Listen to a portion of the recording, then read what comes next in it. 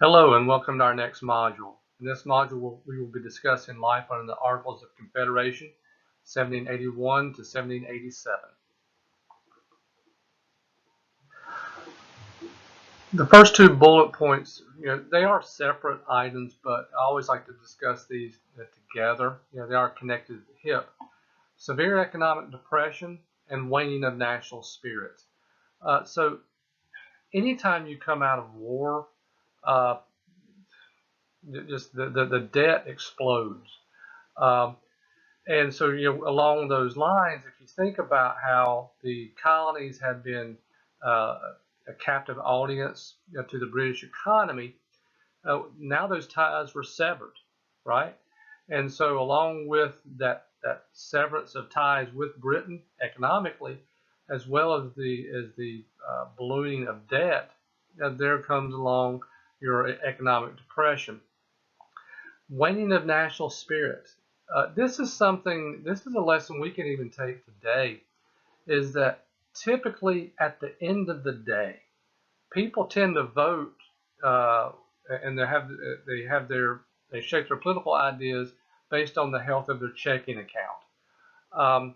No matter what, well, I'm not saying no matter what, but depending on what's going on socially, if things are going well economically, people tend to lean to the status quo. Now, if if the social issues are okay, but the economy's in the tank, that's when people are more likely to make a change.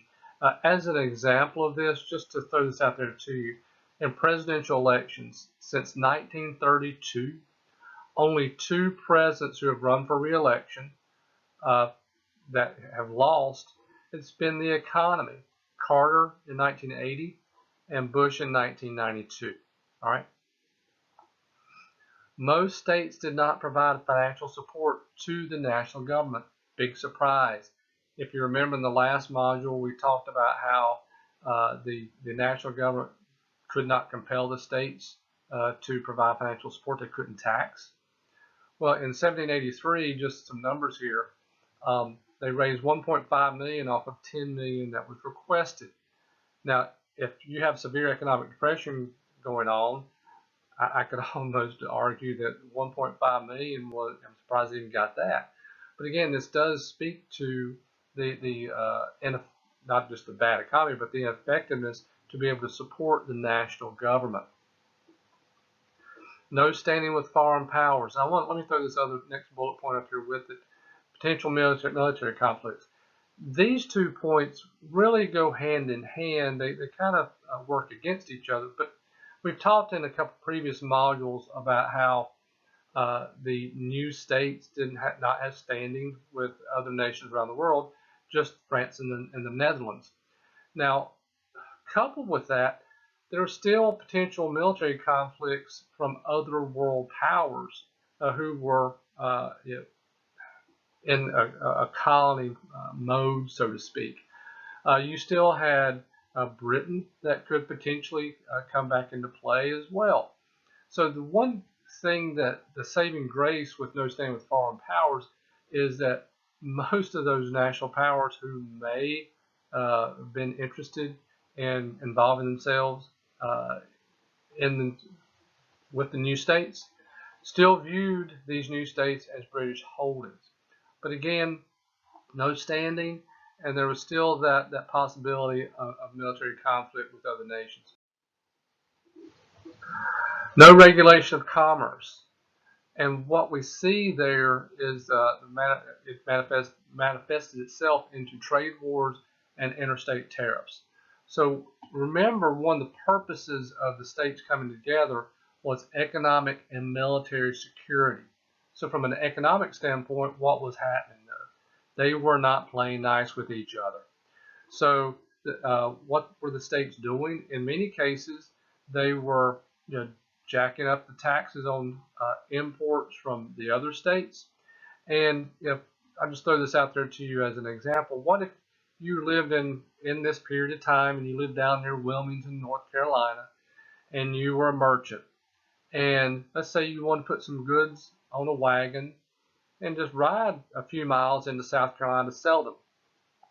what we were seeing was it was better and cheaper for you to stick them on a boat, sell them across the Atlantic, sell them over there, than to just put them on a wagon and just haul them to south of the border in South Carolina. So that's what we were dealing with. These states were not cooperating, uh, high tax structure on imports to try to help their own economic situation, and it was really just adding insult to injury.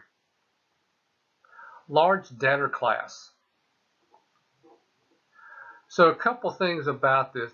With the uh, severe economic depression, you did have an emergence of a debtor class in society at this period of time. And firstly, some legislatures passed laws extending the terms of mortgages. Okay, so as I like to explain this, is that you can feel for people who weren't able to pay their mortgages, but what was happening? Let me ask you this: if you loan me money to buy a home, what do you expect back? You expect back your principal plus interest. It's an investment for you, right? And also on top of that, I'm assuming, unless you're one of the few people who are just independently wealthy, you have bills to pay too.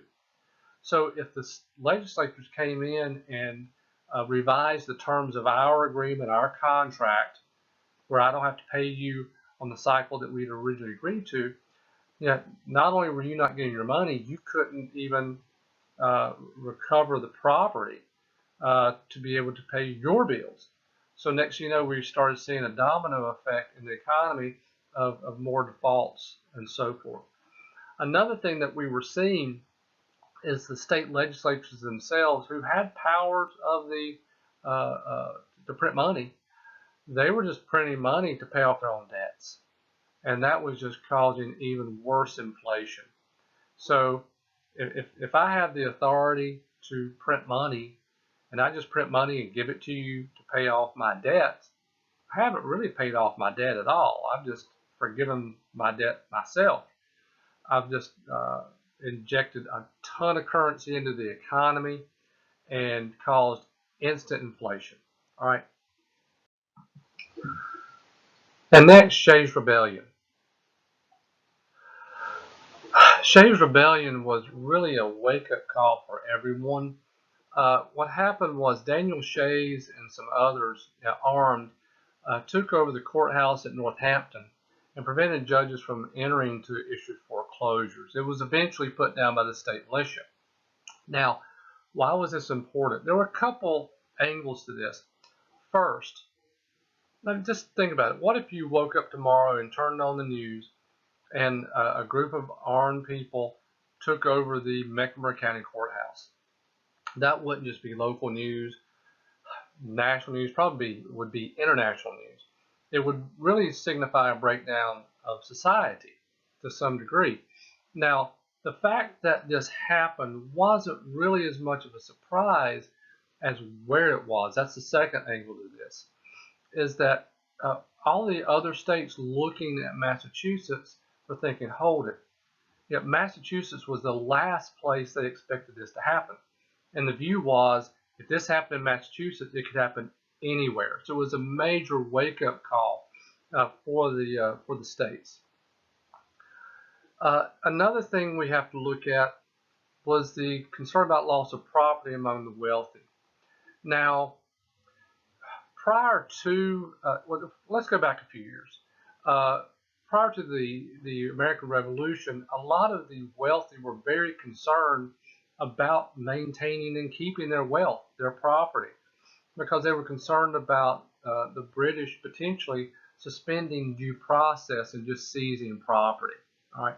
Fast forward a few years, and now the same people worried about the same wealth and the same property, not from the angle of the British government, but from this emerging debtor class.